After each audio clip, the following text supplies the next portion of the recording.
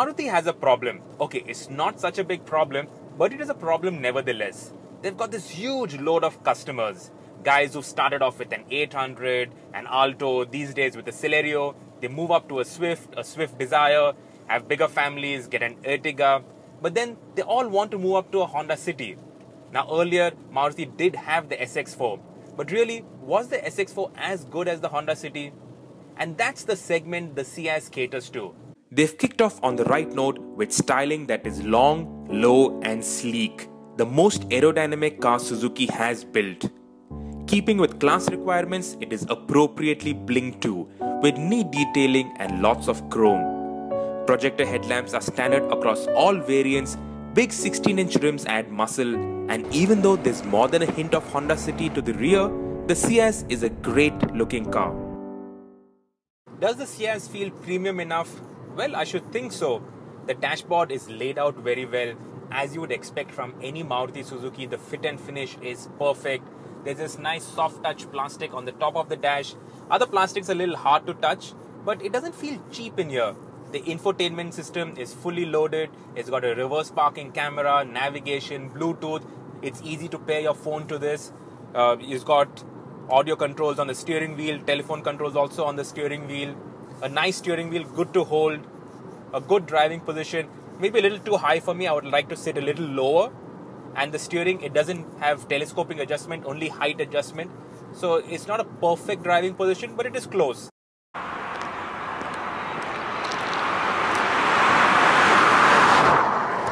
Now, while the platform of the Ciaz is all new, the engines are carried over. I'm driving the petrol right now. It's the 1.4 litre engine from the Ertiga. It displaces 91 horsepower, 130 Newton meters of torque. Now, as you can imagine, for such a big car, the 1.4 litre engine does feel a bit strained, especially on the highway. To get it going, you really have to cane it. And when you cane it, it does sound a bit noisy. But that said, for a 1.4, it does move. The Ciaz has got a claimed 0 to 100 time of 11.7 seconds. Just to give you a benchmark, the Honda City does it in around 10, so it's not that far off. And the reason why it can perform is the weight. This petrol Ciaz weighs 1010 kilos. That's it, 1010 kilos. The Polo, which is a hatchback, weighs much more. The lightest sedan, for instance, is the Etios at 985 kilos.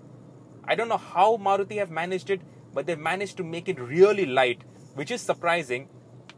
And that makes it also very efficient. It is claimed for both the petrol as well as the diesel to be the most efficient car in its class.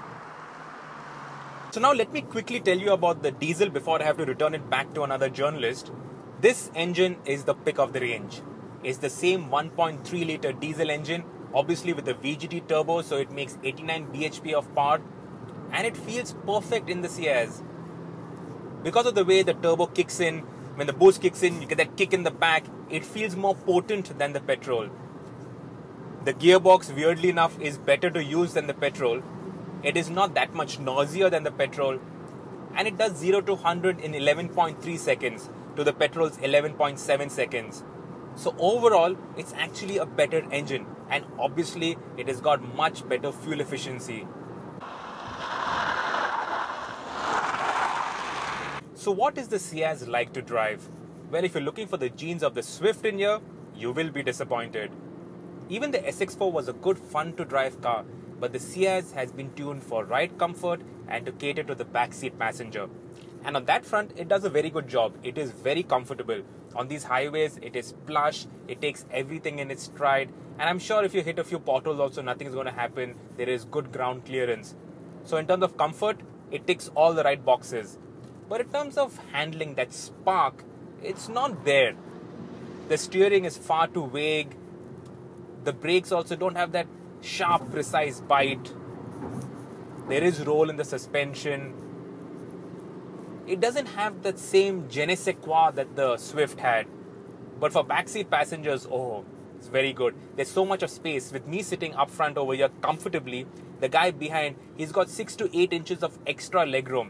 Okay, headroom is just about adequate, and for me, I would like the seat to go a little lower, but otherwise, in terms of comfort, they've got it bang on. This fully loaded top-of-the-line version has got twin front airbags and ABS, but no ESP. And on the base versions of the Ciaz, there are no airbags and no ABS, which I think is a big miss.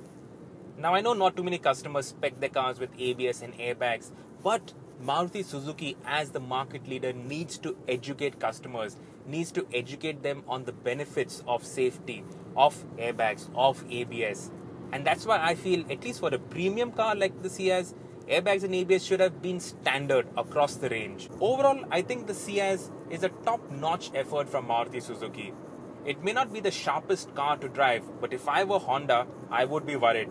And that's not to talk about Hyundai and VW and Skoda and all the other players in this segment. It caters to the backseat guy, it is very comfortable, very spacious, it's fully loaded, and it of course comes with the network, Maruti Suzuki's network, their sales and service, their reputation for reliability and quality. Overall, I think the Ciaz is going to make a dent in the segment.